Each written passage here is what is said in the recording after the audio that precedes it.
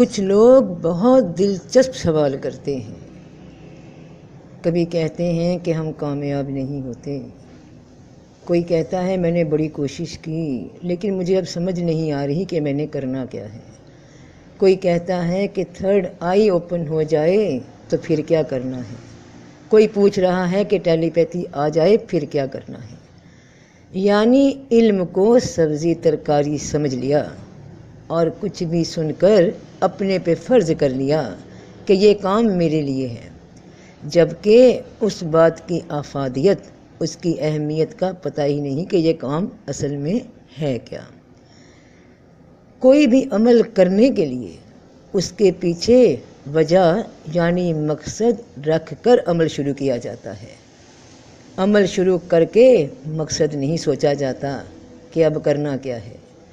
جو روحانی مشقیں کرتے ہیں وہ اپنا کوئی دینی یا دنیاوی مقصد بنا کر یہ عمل کرتے ہیں، ورنہ بنا مقصد یہ عمل وہی ہے کہ پھر پوچھا جائے کہ تیسری آنکھ نظر آ جانے کے بعد کیا کرنا ہے۔ یہ بات تیسری آنکھ کے عمل کرنے سے پہلے طے کرنی ہوتی ہے۔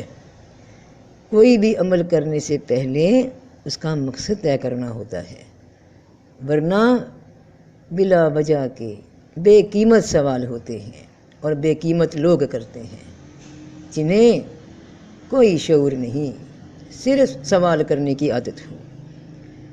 جو اس بات کو جانتے ہوں اور جو اس بات کو جانتے ہیں وہی اس عمل کو کرنے کا شوق رکھتے ہیں اور تلاش رکھتے ہیں معلومات کے لیے۔ کوئی معلومات کسی کے کام آ جاتی ہے، کوئی کسی کے آ جاتی ہے، اور ہر علم ہر کسی کے لیے نہیں ہوتا۔ جس کام کا انسان کو سیکھنے کا شوق ہو وہی اس کو فائدہ دیتا ہے۔ ہزارہ قسم کے علم دنیا میں موجود ہیں اور ہر انسان ہر علم نہیں سیکھتا، نہ ہی وہ سیکھ سکتا ہے۔ وہ اپنے مزاج اور شوق کے مطابق وہ کام کرتا ہے۔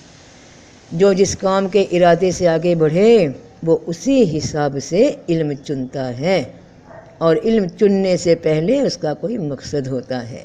بنا مقصد علم کام نہیں آتا، کیونکہ اس میں شوق نہیں ہوتا، شعور نہیں ہوتا۔ جس طرح کام کو پکڑا جائے اسی طرح چھوڑ دیا جاتا ہے۔ اور ایک سوال پوچھا گیا کہ حقیقت ہوتی کیا ہے؟ جس شے پہ انسان کو یقین ہو کہ وہ شے موجود ہے وہی حقیقت ہے۔ یقین شے کو وجود دے دیتی ہے، اور اگر یقین نہ ہو تو وہ موجود شے کو بھی بے یقین کر دیتی ہے۔ تیرا یقین اگر پتھر پہ ہے کہ یہ مجھے کچھ دے گا تو شے تو تمہیں مل جائے گی، مگر اس شے کے پیچھے چھپی حقیقت تم سے غائب ہو جائے گی۔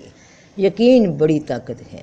اچھے عمل پہ یقین، اچھے دنوں کے آنے کی امید پہ یقین انسان کو کہیں سے کہیں پہنچا دیتی ہے، کیونکہ اس کا یقین، اس کا تصور اس مقصد پہ مضبوط ہوتا ہے، اور جتنا مضبوط ہوتا ہے وہ تصور کو وجود میں لے آتا ہے۔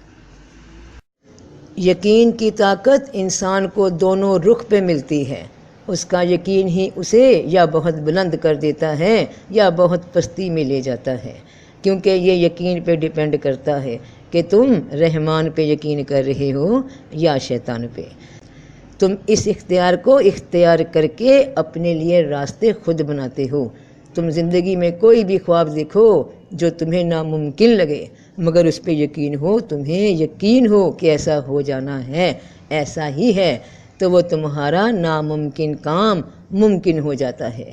جن کے کام ممکن نہیں ہوتے ان کا یقین راستے میں ڈگمگا جاتا ہے، چاہے شر پہ ہو چاہے نیکی پہ ہو۔ دو ہی پہلو ہیں حقیقت کے کہ یا شے موجود ہے یا شے موجود نہیں، ان میں سے ایک ہی نتیجہ ملتا ہے۔ یقین مضبوط ہوا تو وجود ہو گیا، یقین کمزور ہوا تو کام رک گیا۔ کوئی بھی عمل، کوئی بھی کام کرنے لگو تو خود کو یقین دلا دو کہ ایسا ہوگا، اس یقین میں جیو، تو یہ یقین کی طاقت حقیقت بن کر سامنے آ جائے گی، کیونکہ جس شے پہ انسان کا یقین ہے کہ وہ موجود ہے اس کے لیے وہی حقیقت ہے۔ تصور، خیال اور خواب سوچ سے نکل کر شکل اختیار کر لیتے ہیں۔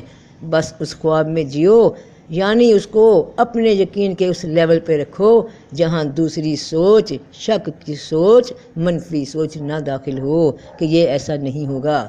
ایک بار وہ سوچ آئے گی تمہارا ستیہ ناش کر دے گی۔